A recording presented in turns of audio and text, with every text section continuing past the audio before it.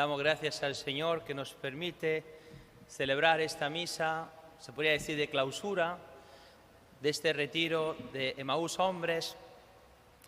Y la experiencia de un retiro es bella y profunda al mismo tiempo. El Señor os ha estado esperando para hablar al corazón de cada uno de ustedes y hacer una obra de redención, como nos decía hoy la segunda lectura. Decía San Pablo que Dios quiere que todos los hombres se salven y lleguen al conocimiento de la verdad. Y en este retiro se hace presente esta voluntad del Señor de salvarnos. ¿Salvarnos de qué? Salvarnos de la tristeza, salvarnos de hacer disparates, haciéndonos daño a nosotros mismos o a los demás, salvarnos de la amargura, salvarnos de una vida mediocre, salvarnos de la maldición que es vivir para uno mismo, haciendo morir el amor. De esto nos está salvando el Señor. Y la Eucaristía es el paso del Señor. El Señor pasa en cada celebración eucarística para que en nosotros surja este movimiento. Es algo dinámico, que el que está triste pueda pasar a la alegría, que el que haya perdido fuerza durante la semana pueda tener ahora suficiente fortaleza para enfrentarse con cualquier problema, que el que ha venido preocupado pueda encontrar la serenidad, etcétera, que el que no podía perdonar pueda perdonar, que el que estaba en crisis, una palabra lo rescate de esa crisis. Bien, es como si el Señor está pasando por nuestra vida y Él que invitaba a sus discípulos a ser pescador de hombres, Él es el primer pescador. Ha lanzado el Señor el anzuelo de su evangelio, también en este retiro para todos ustedes, hermanos. Y nos está invitando a la barca de la Iglesia. Todavía no ha acabado el camino. Tenemos que ir en la travesía del mar de este mundo hasta llegar a la vida eterna, a la otra orilla, la eternidad. En esta travesía no va a ser fácil. Después de esta maravilla, de este retiro, comienza un tiempo arduo, donde el corazón va a ser probado a la fidelidad a Dios y donde vamos a recibir muchos ataques del demonio, de la carne y del mundo.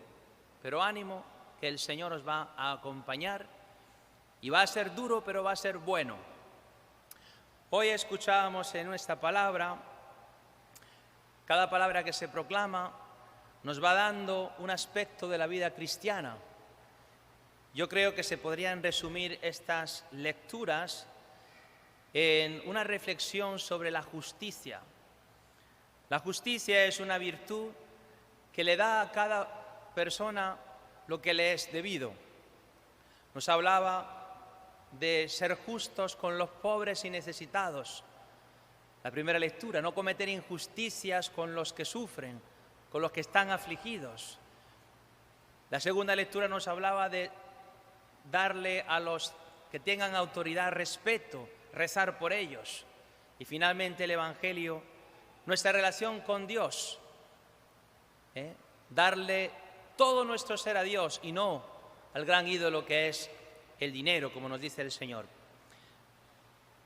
Fijaros que en la Escritura, y voy a centrarme un poquito en la primera lectura, Dios siempre aparece como el campeón, el héroe del huérfano, de la viuda, del extranjero, y sigue siendo Dios el campeón y el héroe de todos los que hoy están afligidos, sufren, se sienten no amados, se sienten olvidados, mas Dios no se olvida de nadie. El amor benevolente del Señor, fuerte para cada persona. Y nosotros los cristianos tenemos la misión de reflejar este amor por todos. Me viene a la mente el testimonio de la Madre Teresa de Calcuta, que como sabéis es santa y se pasó toda su vida cuidando a los enfermos y moribundos en India. Aquello era impresionante, las calles llenas de enfermos, la gente botada por la calle como si fuese basura, Y ella y las hermanas de la caridad recogían a los moribundos, a los enfermos, los cuidaban con un cariño inmenso, les curaban las heridas, los ayudaban hasta que morían. Y me acuerdo de una historia de un señor que dijo, había vivido toda su vida botado por la calle. Dice, he vivido como un animal, pero voy a morir como un ángel, acompañado del cariño de estas hermanitas que tenían dentro a Dios. Y esta es en el fondo la misión que tenemos.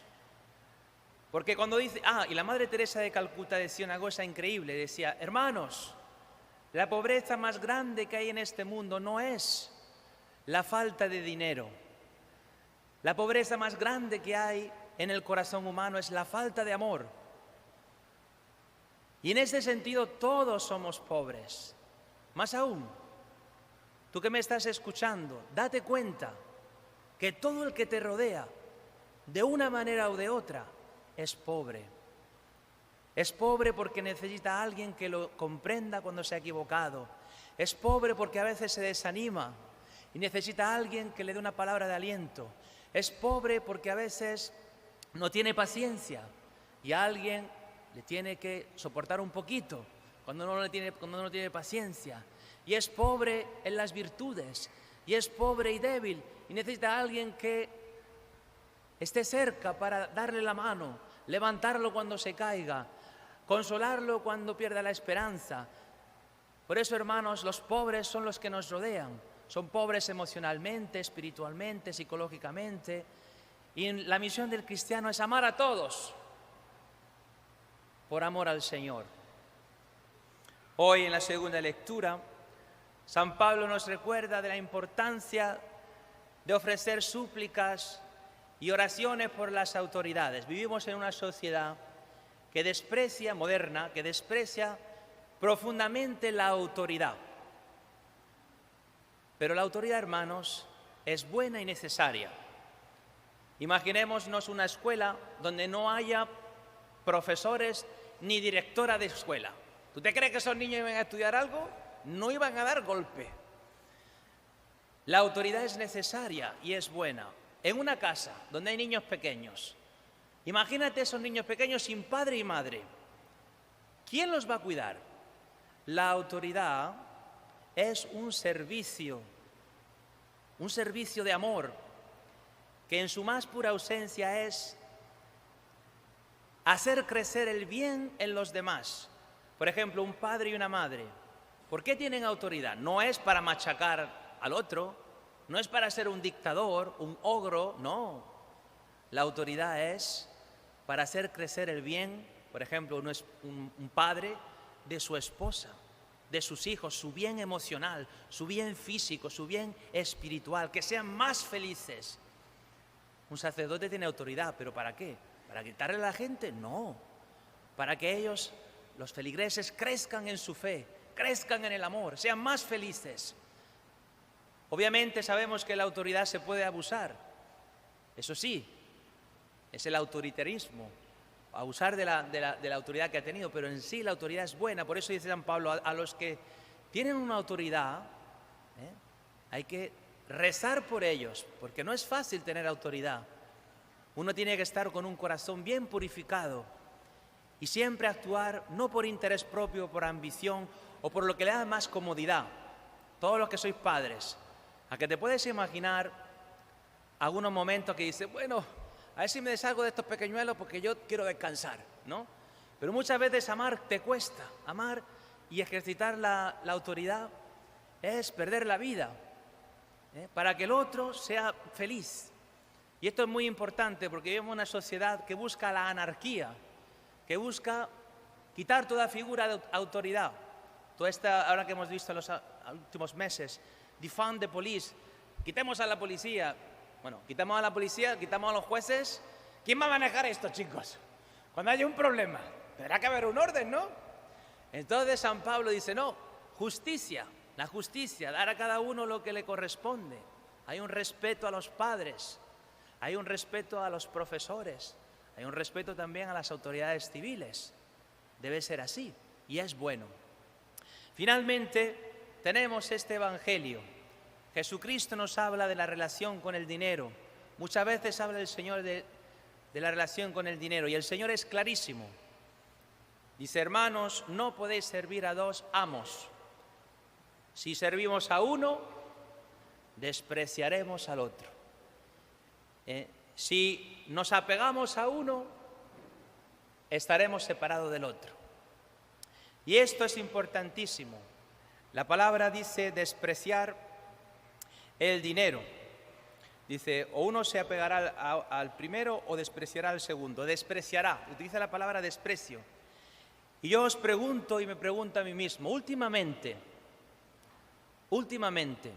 ¿cuántas veces, Padre Israel, hermanos, has despreciado al dinero? Despreciado al dinero. Me acuerdo, yo de seminarista viví en un seminario por 11 años sin un centavo en el bolsillo, pobre, de la providencia de Dios. Ahora que soy sacerdote, me dan algo. A mí no me gusta llamarlo salario, pero si quieren decir salario, vale. Todos los sacerdotes recibimos lo mismo. Estemos en la parroquia más rica o más pobre de Boston, todos recibimos lo mismo. Bien, todos los meses nos dan algo. Y un día mi rector me dice, Padre Israel, ¿has entregado todo tu salario a los pobres? ¿Y es que eso hay que hacerlo?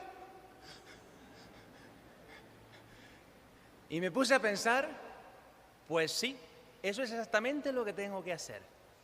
Para probarme a mí mismo que dando todo mi salario a los pobres, probarme a mí mismo si mi vida depende del Dios verdadero o del dinero. Porque o es uno o es otro. Despreciar el dinero de vez en cuando. No se me olvidará jamás cuando yo era pequeño. Y hubo un día que mis padres se deshicieron de todo lo que había en la casa. Que si la casa hubiese sido suya, también la hubieran vendido. Y se lo dieron a los pobres. A pocas personas le he dicho esto en mi vida. Pero mis padres nos dieron fe que cuando mi abuelo repartió la herencia, dijeron mis padres, no queremos herencia, porque nuestra herencia es el Señor.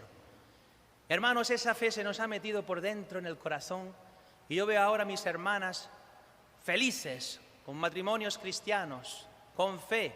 Cuando tienen un sufrimiento, lo afrontan con valentía y nuestros padres nos ayudaron, vivieron su fe y se nos ha filtrado un poquito de esta fe. Y también aprendimos a despreciar el dinero.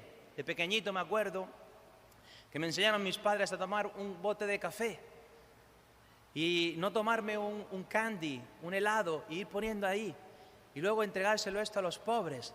Me ayudó de niño, tendría yo 7, 8 años, esto de despreciar el dinero. Porque hermanos, o servimos a la tarjeta de crédito, al plan de jubilación, al 401k, o el dinero nos maneja y cuando lo tenemos nos alegramos y cuando no lo tenemos nos deprimimos, o Dios es nuestro amo, de manera real. Y tener dinero o no tener dinero es secundario, porque Dios te cuida, Dios no te abandona, nunca. Dicen los santos, si Dios nos ha prometido las cosas eternas, la vida incorruptible, significa que la muerte eventualmente no te va a afectar, ni ningún sufrimiento. La vida incorruptible significa eso. Resucitará nuestro cuerpo, el alma vivirá en la eternidad con Dios, luego estará la resurrección final y tendremos un cuerpo glorioso que no se pone enfermo, que no envejece, que no se pone gordito, ¿no? Que está maravilloso, un cuerpo resplandeciente, lleno de santidad. Si Dios nos promete eso, ¿cómo no va a cuidarnos a nosotros aquí? Si Dios creó todo de la nada, si sacó la vida de la muerte con Jesucristo, ¿cómo no nos va a cuidar? Por eso, esta palabra dice, si ustedes no son fieles administradores del dinero, que es una cosa poca, ¿quién les confiará los bienes verdaderos? ¿Los bienes verdaderos cuáles son? El Espíritu Santo, la vida divina dentro del alma. el Padre, el Hijo y el Espíritu Santo viviendo dentro del alma cristiana. Este es el bien verdadero. El que tenga esto hará cosas heroicas. Por eso ha habido santos que han abierto hospitales, que han ido misioneros, que han sido mártires, que se han dejado despojar de todo por amor a Cristo, porque tenían este bien, este sumo bien. Y nosotros, hermanos, ¿cuántas veces, abandonando al autor de las cosas, nos quedamos con las cosas? ¿Será más importante el autor de las cosas? Pues claro. Y despreciando al Creador nos quedamos con las criaturas. Por eso esta palabra es una exhortación. Esta palabra es una espada que está supuesta a cortar en el corazón y en la conciencia. Y nos pone delante de una decisión. ¿A quién servirás? Como preguntaba Josué al pueblo. Y Moisés al pueblo. Y Josué dijo, yo y mi casa serviremos al Señor. Pero hermanos, esto no vale con palabras. Esto hay que mostrarlo con hechos. Con los hechos mostramos si verdaderamente despreciamos al Dios dinero. O lo contrario. Porque el que vive para el dinero, vive para el trabajo, que es lo que produce dinero, etcétera, etcétera. No le dedica tiempo a Dios, no le dedica tiempo a la familia. ¿Cuáles son nuestras prioridades, hermanos? Esta palabra dice, despierta. Todavía estás vivo, no te has muerto. Tienes dos dones preciosos, el tiempo y la libertad. ¿Qué vas a hacer con ellos? Esta palabra dice, busca a lo más importante, Dios. Dirá otro evangelio, buscad el reino de Dios y todo lo demás se os dará por añadidura. Esto no significa que tenemos que ser perezosos. No, somos diligentes, hacemos nuestra tarea. También San Pablo trabajaba con sus manos. Pero sin embargo el corazón está en un lugar, en el Señor. No está en la cuenta del banco, no está en la tarjeta de crédito, no está en el 401k, no está en tener una casa no sé dónde. El corazón está en el Señor. De tal manera que si pierde sus bienes, bendito sea el Señor. Y si le roban, mejor. Porque el cristiano no vive para este mundo, vivimos para la eternidad. Y cuanto más desasidos estemos de los bienes materiales o de los bienes emocionales, porque alguna gente dice, yo vivo para que la gente me quiera, para quedar bien con todo, para tener una buena reputación. Dios permitirá que alguien te haga una injusticia en la reputación, porque nadie puede servir al Dios falso. Dios, por ayudarnos, derribará todos nuestros ídolos. Esto es una cosa que nos hace sufrir, la purificación del corazón, verse derribarse los ídolos. Si haces un ídolo de tu mujer, se te derribará. Si haces un ídolo de tus hijos, se te caerá. Si haces un ídolo de tu personalidad, de la belleza física, Dios permitirá al alguito que le dé un golpecito a ese ídolo y se caiga por su peso. El Señor es el mismo que nos está luchando porque Dios es celoso. Dios es el amado, con letras mayúsculas. Y nos hemos quedado mirando pequeñeces. Por eso el amado tiene que ahora resplandecer. Por eso los cristianos tenemos la misión de engrandecer el corazón, para que Dios, que es grande, entre dentro del corazón.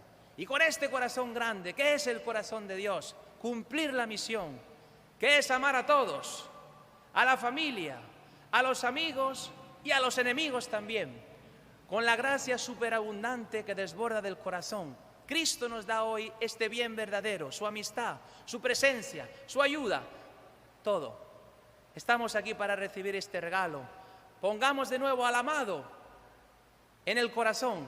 Engrandezcamos nuestra capacidad de recibir de Dios, para que llenándonos de Dios podamos dar un poco de lo que hoy recibimos. Amén.